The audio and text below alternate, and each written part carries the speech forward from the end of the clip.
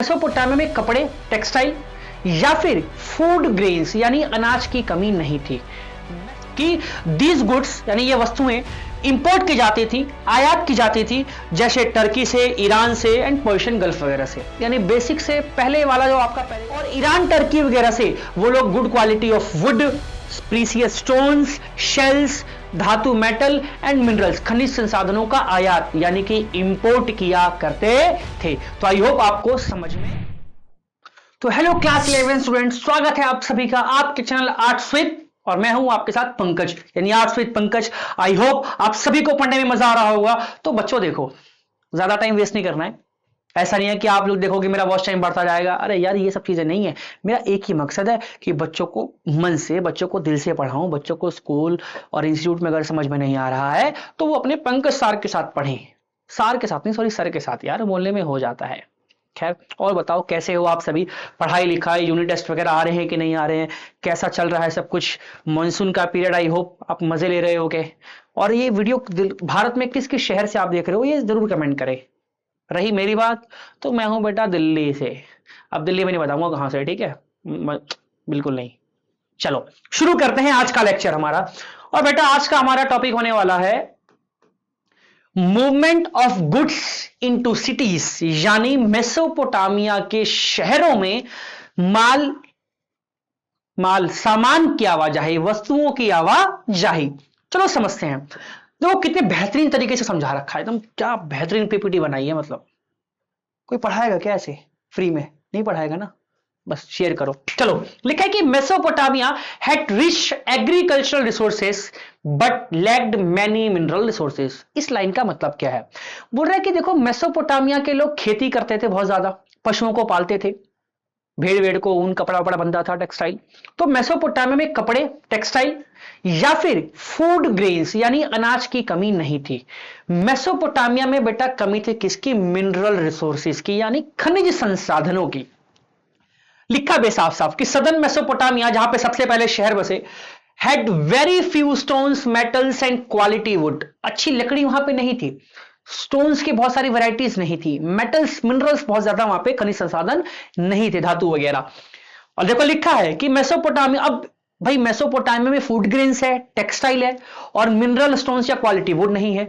तो इस वजह से मेसोपोटामिया के लोग बेटा ट्रेड करते थे टेक्सटाइल और एग्रीकल्चर का। किन सामानों के बदले? गुड क्वालिटी ऑफ वुड, अच्छी लकड़ी के बदले, कॉपर यानी तांबे के बदले, टिन के बदले, सिल्वर यानी चांदी के बदले, गोल्ड यानी सोना, और जो शेल्स और प्रीसियस स्टोन्स, कीमती पत्थर या शेल वगैरह हो गए। ठीक है, बेसिक सा, बहुत कम शब्दों में समझाया है मैंने आपको। ठीक है, और देखो लिखा भी है कि दीज गुड्स यानी ये वस्तुएं इंपोर्ट की जाती थी, आयात की जाती थी, जैसे टर्की से, ईरान से एंड पर्शियन गल्फ वगैरह से। यानी बेसिक से पहले वाला जो आपका पैराग्राफ है ना एनसीईआरटी में इस टॉपिक का, उसमें यह कह रहा है कि जी मेसोपोटामिया में फूड ग्रेन्स यानी अनाज और टेक्सटाइल बहुत था।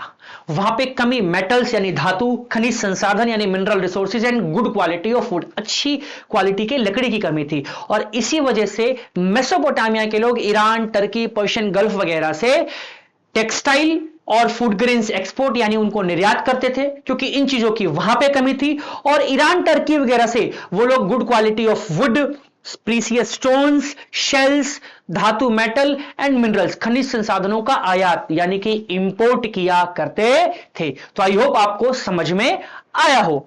इसी में एनसीईआरटी के सेकेंड पैराग्राफ में क्या कह रहा है कि rivers, routes and connectivity build the world's first cities. भाई मेसोपोटामिया में दुनिया के सबसे पहले शहर बसे।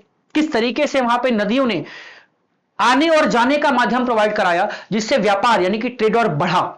लिखा है कि देखो, किसी भी शहरी विकास के लिए, अर्बन डेवलपमेंट के लिए ट्रांसपोर्टेशन सिस्टम अच्छा होना, यातायात आवागमन की प्रणाली होना, व्यवस्था होना बहुत जरूरी है। ठीक। एंड अगर हम उस समय मेसोपोटामिया की बात करें, देखो बेटा नाव बना रखी है, अंकल बैठे हुए तीन, एक ये बनियान पहन के बैठा हुआ है, ये धोती में बैठा हुआ है, निक्कर विक्कर पहन रखी है। क्या बोल रहा है कि water transport was the cheapest and most effective mode of transportation as compare to land transportation. Because क्या कहना चाहता है कि अगर हम उस समय की बात करें तो बेटा, चाय पी लेते हैं थोड़ी सी बच्चों, ठीक है? क्या ये रहा है, देखो आप खुद समझो कि उस समय हवाई जहाज तो था नहीं, ना ही कोई मोटर व्हीकल से। यानी अगर आपको दूर दराज के क्षेत्रों में जाना है तो आपके पास दो ही ऑप्शन है, या तो कि आप जमीन के रास्ते बैलगाड़ी से जाओ और या फिर आप पानी में नाव से जाओ। अब देखो, बैलगाड़ी से जाओगे भैया, कच्ची सड़कें, दूर दराज अगर ट्रैवल करना है तो बहुत ही समय लग जाता था, और इतने टाइम के लिए आप अपनी बैलगाड़ी के ऊपर, उसके कैरियर के ऊपर आप अपने बैलों का चारा रखोगे 3 टाइम का, कई दिन का, या आप अपना सामान रखोगे।